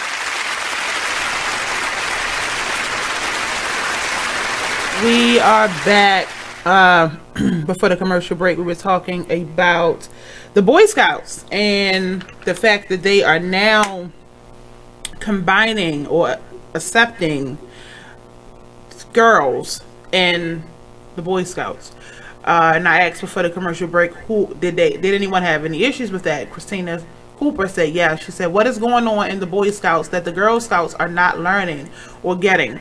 Last I checked, it's supposed to be life wilderness things that you don't normally learn at home with mom, dad, and grandma or auntie. So what is really going on? Nicole said, my daughter is a Girl Scout. So if they have 2 separate scouts, one for each gender, then why do they need to accept girls into the Boy Scouts? I agree. Different organizations, first of all. Uh-huh. They're not on the same docket. They don't, they're not under the same leadership. They're like 2 different businesses. They really are. Like, they're not even in the same building. I think what is happening is, so it's going to happen with the Girl Scouts eventually, but they're just making another part of the Boy Scouts, which is going to be Girl Scouts, which is going to really be crazy because they're going to have to call it something totally different, because it's just another group of things. So Girl Scouts is its own entity. Boy Scouts is its own entity. So Boy Scouts is getting another, like a Girl Scouts, but they have to name it something else. So it's not like Boy Scouts and Girl Scouts are sister companies. Okay. They're not run by the same umbrella organization. Okay. It's just somebody started this, somebody started that. Okay. I think the problem is they're going to come in because people just want membership. And that's what it's becoming, the bottom line. But the focus is going to become, they're going to have to focus on this girl component of it, more so than the boy component, and then something's going to suffer. There's no such thing as balance. You're never going to have anything perfectly at 0. And that's going to be the problem. So now a lot of these boys groups are going to now start suffering because, they have to put the attention on and then it will be, well, if the Girl Scouts start doing better, we're going to drop this part of the organization. So, it just, to me, you can't please everybody. Right. And it's some parents somewhere like, my daughter should be able to be a part of Boy Scouts. No, but if they're doing the same thing, I mean, I'm not sure if the activities are exactly the same, but to my knowledge, they learn just about, they mirror each other. They were built off the same principles. They just, this was started and that was started. I don't know the origin of it. Like maybe at one point they were together and then they branched off. But I used to teach enrichment classes so they could get badges at the Girl Scouts. Up off of where the, like, where Comcast is, up off of Cold Spring. That's where their office is. So the Northern Parkway, I believe. That's right. That's Northern Parkway. And so that I mean, they all get badges. The thing is, this is Boy Scouts, this is Girl Scouts. They do the same thing, wilderness training, community service based, of course, the cookie fundraiser. The cookies have gotten better. They're more gourmet now. Everything. And they're delicious. They're delicious. Right. Things have to improve. But what has to happen is the standard, your mission has never changed. Right. So you have to stick to your standards, and it sounds strange coming out of my mouth, but if you have this organization that's for boys, that's been about boys, it has to remain that way. It does. I think so. I think, yeah. Young ladies in every facet of what has traditionally been for guys. Mm-hmm. Because you have, it's not like this group doesn't exist for young ladies. Because then it's going to become some sort of competition. It technically, well, I ain't going to say it was competition, but, you know, looking at it now, if they do combine to whatever extent, it's going to be a competition, boys against girls. And like you say, who is going to, are the boys going to get, when it comes down to funding, is it whichever one is performing the best is going to get the majority of whatever funding that comes in now into that organization? And if the Boy Scouts have Girl Scouts 2.0, is the original Girl Scouts now going to suffer? You know? Right, and I hate to say it this way, and I don't want to say that it was a woman who is working for them that now has some type of seniority that was like, let's do this. Because it could have just as easily been a man saying, hey, I got this new idea, this is going to get rid of them over there, and we get all of this over here. Either way, it's stupid. Yeah. And it's the same thing for me. You know, whenever there's a male organization, women find a way to be there. Like, I know this young lady who has this organization for black young men. I would want to be. I don't even want to tell you. I'll tell you the name at break. But it's crazy because it's a feminine name. Like, it's stupid to me. Like, okay. You did. They were here. Okay.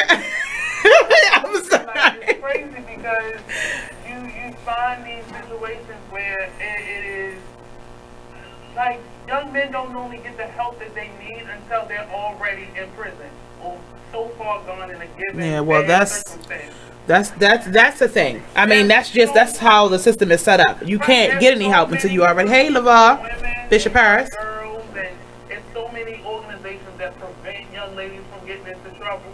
So whenever there's a man, and I saw this growing up with my cousins. Whenever I was a part of something, my mother or my aunt always made a way for the girls to be able to do it too. Like, it just used to anger me, like frustrate me. That you should have some, this is just for guys. Yeah. This is just our time. I wonder if you don't think they're combining?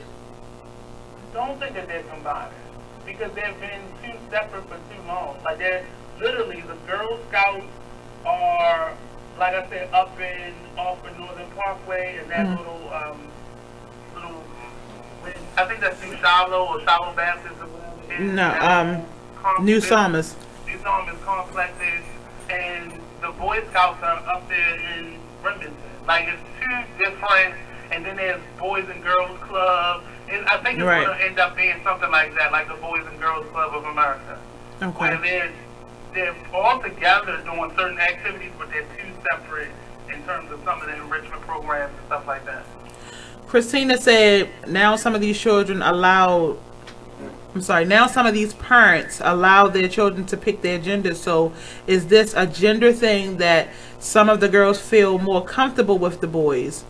That's going to be a whole nother portion of the group. Because then they're going to be parents that don't feel comfortable with those types of young people in their children. Well, you see what we went through just reading I Am Jazzy last week. I mean, now it's going to be like, well, my child can't go to Girl Scout without being introduced to transgender.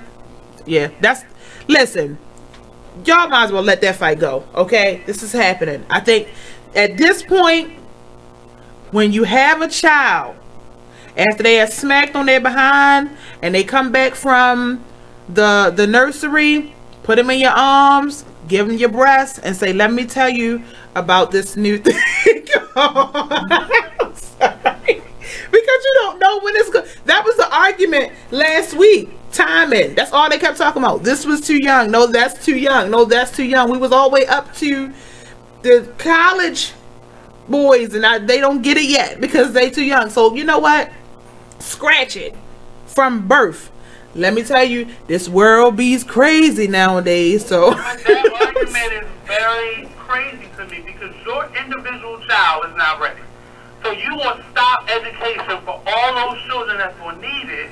Because your child homeschool your child. I ain't got time to homeschool my child. That's what schools are for. No. Homeschool your child. Well, you ain't gonna have a choice now because if they consolidating they are bringing the girls into the Boy Scouts, and that starts rather young. Boy Scouts start, what is that? 5? How old is that? 5 years old, right? So that's before. Let me be a Boy Scout. You couldn't? I wouldn't want to do it. I went to River. I always say that. I say it fast and say it wrong. River Valley Ranch. That's where all the church folks had to go to here in Maryland. That was our summer camp. I think I was about 12 or 13 or so, and my sister, and my brother Jamio went. And listen, I'm not the one for the wilderness. We were out in the camp. We had to sleep in these bunks, and we had to hike and horseback riding and campfires and sing-alongs for dinner. Let me tell you something about Love Dawn. That is not for me. I prayed for my parents to come pick me up from this camp, and there was no time for you couldn't play. Like if it's activities, you had to play softball. I just made up stuff like my leg, my arm, my eyeballs, my nose, my lips. I'm sorry, it was torture. I said, why would y'all do this to me? I don't want this problem. It was horrible. Anyhow, how many minutes before what is this? Because I don't want to get into this if I don't got time. 7? Okay. So I put up a post a couple of days ago, and this is serious. There's a man who was arrested for rape, but he was awarded joint custody of his child that he fathered as a result of said rape. So I thought it's no way possible. That can't be right. I'm thinking this is, like you say, the headlines trying to make it juicy so that she would go read it, but no, it's what it is. This man was convicted of raping a 12-year-old girl. He got the girl pregnant. His name is Christopher, I always say it, Mirasolo. I'm just gonna say Mirasolo of Brown City, Michigan. He held the victim, well, says allegedly, but he got convicted, held the victim, her sister, and another girl captive for 2 days. Mirasolo was 18 at the time that this happened. Judge Gregory S. Ross gave the ruling after a DNA test was done on the 8-year-old boy now. Mirasolo was sentenced to 25 years to life for this crime, but he took a plea deal that reduced his sentence to 1 year, and he only served 6 months of that. So technically he raped this girl, got her pregnant. I guess I'm assuming the other girls that were there as well. I don't know. I can't say that. They held him. He kidnapped him, if nothing else, and raped the one. That's what we know for sure. And he basically only served 6 months. So he was convicted, 25 years to life, served 6 months after taking a plea deal, and was convicted again for another assault of a minor after he was released. He served 4 years for that crime. And the judge, as I said, Gregory S. Ross, gave Mirasolo the victim's address and ordered that the rapist's name be placed on the child's birth certificate after the DNA test. I mean, there's parts of that story that it makes sense. Like, that's the father. You can't not put his name on the birth certificate. Oh my goodness. Go ahead. That's the father. You want this person to grow up, because he's eventually going to get out of jail. You want this child to then grow up and be molested, or they run into each other. How does his name being on the birth certificate got to do with the child being molested? I'm just saying, like, what if this child runs into this man again? Okay. Child grows up and run into this man. Well, he should be a registered sex offender.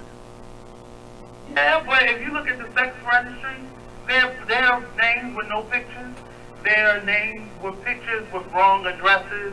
All these things. Like, that's not a 100% thing. And one of my opinions has always been that the laws that the state level have need to be across the board in every state, because this is what is happening. this state has these lenient laws on these things because they haven't really had to deal with it that much. Or it's always gone in one favor, on one side. But in other states where this is an issue, there are stricter laws and consequences to the tax. Mm-hmm. You know, here in Baltimore, he wouldn't have gotten out after 6 months. You know, 'cause that's a severe case here. Right. But in some Midwest city, he might just have gotten out. Yeah, well, this was, what I say, Michigan. That's not, is that a Michigan? So that's still like middle of the country, though. Okay. Okay, so even if he forced, first of all, him giving the girl's address, I guess because it was a court case and it's like everything that the one person, the other person has to have and serving, so an address has to be given. I get that. I don't know if it was like, here, let me give you her address type of thing. I'm quite sure it was documentation. But the point is, this girl is a victim of rape and she should have been protected enough to be able to, you know, at least send a PO box or use an. I mean, he should not have her address. Address is public knowledge. You can get your address off of any site. You know, but to be given through the courts after this man raped her, that's a problem. But again, because if I file suit, your lawyer gets all the information, so you're gonna get the information anyway. Okay. I mean, so if I file paperwork, your lawyer gets this paperwork. Right, that's what I'm saying. I know that they have to exchange. Right, somebody should have advised her to get an expose on him where he could not come. You know, I agree with him getting supervised visits. Like, somebody always has to be present. He doesn't get any sleepovers. He doesn't get any of those. I don't think he should get any rights. I don't think that he should get supervised visits. I don't think that he should get any visits. This child was a product of rape. I think that she should have a right to say, I want that his parental rights should be negated. I think that it should be done. That he should be forced to sign over his parental rights because of the way the child was conceived. And if by some chance that this mother of the child decides that she wants to allow her child to, you know, to see this man, then that's on her. But I don't think it should be through the courts. To grant him joint custody? I understand that. But at the same time, a lot of these courts are now looking at what's best for the child. And there are tons of situations where if my father was, and my father was many things, it did not, and while I respect my mother to the degree that I respect her, she said some crazy things, but she never prevented my father from ever being able to come to our house and pick me up. Never, not one time. And I see too many situations where mothers are given that right to be able to cut off communication from the child. Now, this is an extreme case, and I get that. But that child still deserves to have a father, whether or not that father deserves to have a child. And sometimes you have to understand that. That's why I would say in these situations where it should be a monitored visit with the father. That scares me. Still the father at the end of the day, whether you want to agree with it or not. Right, I'm not going to agree. But I understand what you're saying, but I think his rights should be gone. Now, if that mother feels how you feel, then I feel like the mother should or have the right to bring her child to see his father. And stuff like that will not pass, because if I take rights because this person is this, then that opens the door to me, to some judge that has an issue with a certain type of person saying, you got a criminal record, you don't have any parental rights. Stuff like that will never be passed, because it will open up the door to interpretation saying, well, you have these things on your record, you can't do, you know. But see, I can understand you saying a man raped somebody else. That will then leave him open to not having rights to his own children. And he shouldn't.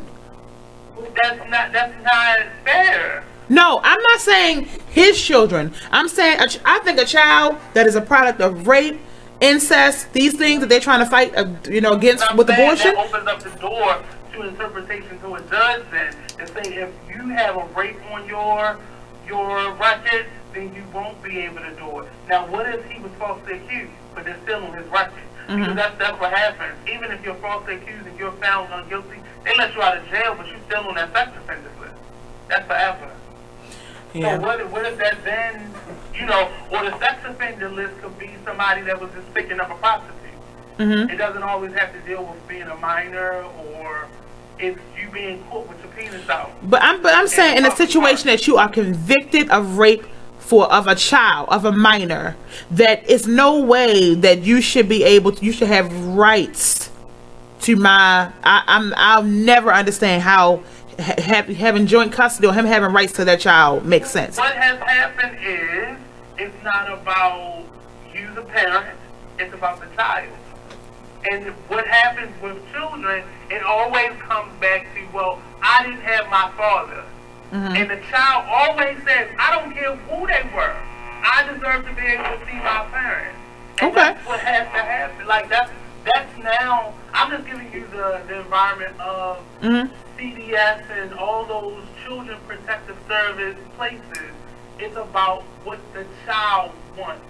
And what the child... So, so allow the name on the birth certificate so that when they get of age, if they want it, they don't have to search, you know, for their father. Okay, you can say that his name has to go on the birth certificate. But to appoint joint custody, so that means this man can pick up his child. He can pick up his child from school. This man is a rapist and a child rapist.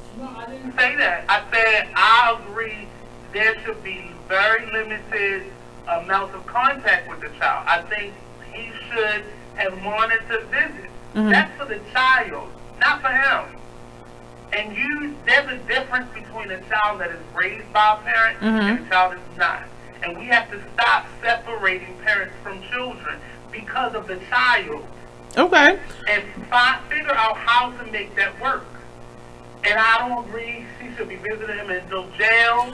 I don't agree. I think there should be supervised visits. So, but if he when you go to jail for such, like, you can't have Gerber, nothing. You can't have magazines with pictures of children in it. You can't have anything because they have a problem in the eyes of the law. You know, that they're child rapists, basically. So they can't have anything about children in that jail. But it's okay to have visitation of a child. Well, no, I'm not in jail. No, I mean after the fact. They're not supposed to be around children in workplace environment. They're not supposed to. They can live in a neighborhood with children in it. But that's why their doors have to be marked on Halloween. That's why they're supposed to be on it, because people need to know that they live there. Because you can't tell somebody where they can live. Right, but I'm saying, Nate, listen to what you're saying. They got to have all that because it's possible that they're a danger. So it's something, just to be on the safe side, you got to put something up. No children nowhere. You can't be in no parks. You can't live this many feet away from the school. All of that. But it is okay for this man who is known child rapist to have visitation. So because there's a person standing right there, it's also probably 5 or 6 teachers outside with all those kids at the playground, but they can't live near the playground because they are a danger. Even though all these adults are right there, they're still a danger. But it is okay for this man. It's still a difference because that is his child. That's the difference. But he has a problem, obviously. He does. But that child's going to have a bigger problem if they get raised without a parent. Because the child will not see that. And the child will then grow up and be like, well, you know what? He's weird to me. I don't want to be around him. But if you take that right from the child, then you're doing more damage to that child than you are to that person. I'm not disagreeing with you. I just think that decision should be the mother's decision. No, because the mother will always choose what she wants to do and not what's best for her child. That, sir, is debatable. You know, that's what I say. I think this is not because you're dealing with your feelings at that point. I know I'm dealing with mine. With what is best for your child at that point. I'm sorry, mothers should not be making decisions for their children in terms of long-term effects. I'm sorry, you can't. I see too many mothers with that right already, and they always choose what their feelings say for them. and they can negate what will happen to that child long term if I take this option out of their life. At least you can say, if he does something and somebody catches him, you can say, look, I tried. I tried to I can't take my time. System where he was able to see you. He didn't want to do that. Hey, I can't. I'm not. I hear you. I know that if I'm in that situation, I probably wouldn't be able to do that. So I guess that's why the judge is who he is, because I'm not going to put my child in a position that they have to be hurt for me to prove I told you I was right. They don't need to see this man. That he's going to hurt his child. No, I'm saying, you said if something happens, then I can say, well, I tried, so forth and so forth. I'm not going to put my child in a position. And that's how a mother will go into a situation, and fathers do the same thing. But you can't assume. I feel when he raped that woman, he gave me, and this might sound nasty, but when he raped that woman, or raped me, for putting myself in that position, God forbid, when he raped me, he gave me his sperm. He signed over his parental rights, because you took my right, you took mine. So if you took my right to say no, then I should be able to take yours. For that reason, that's why we have judges making decisions and not mothers. No, that's not right, Nate. Come on. But I hear what you're saying. But you're still negating your child's legacy. But I'm not negating my child's legacy, because what's no different between sperm donors. You give your sperm, and then what I decide to do with my child at this point is my choice. That you signed over your rights when you gave your sperm. No different. If you raped me, you gave me your sperm. Babu. When your child says, I want to see my father, then I'm going to tell. That's what I wouldn't do. I would never lie to my child. I'm going to tell my child the situation, and that if no. What is when your child says, I want to see my no, I'm going to tell my child the situation, and if I'm going to tell get you out of what are you going to do when you I can't hear you. You keep saying I'm going to tell them. I'm going to tell them who their father name is, and if they want to see them, I will take my child to see them. I'm saying that I don't think he should have the right to do that. I'm not saying that the child shouldn't meet their father. I think it should be on my accord, because that's my child, not our child anymore, because you donated. The legal system has stepped in and made laws, because in situations like this, it's not about you, the mother. Well, it is when he raped me. But that's the issue that you and him had. We'll never see eye to eye on this one. Let me read this, because I think we're done. Christina said, I understand what he is saying, but we are talking about a man who took a little girl's innocence away from her, not some grown woman making decisions on her own. Yes, absolutely. Listen, I will never see the logic in that. Never. I don't think that's fair. But at the end of the day, unfortunately, I hope the lawyers are definitely still trying to fight to protect their client and the rights of the baby boy. Either it be for the father or the mother. Hopefully, only thing I can pray is that this man, now that he went to jail, maybe he's reformed and he, do right. Thank you all for who tuned in with us tonight. Thank you all for commenting. Nicole, Christina, Rachel, everybody that's watching, everybody commenting. Thank you so much for making this a great show. We will see you on next week. Next week we're doing we're having a nostalgic week. So tune in next week and give us all of your old school memories. We going back in the day next week. See y'all next week. Everybody, check out what you missed on the one and only Be Inspired radio show. So how important is it for you to have an organization like that and having a child of your own? How does that influence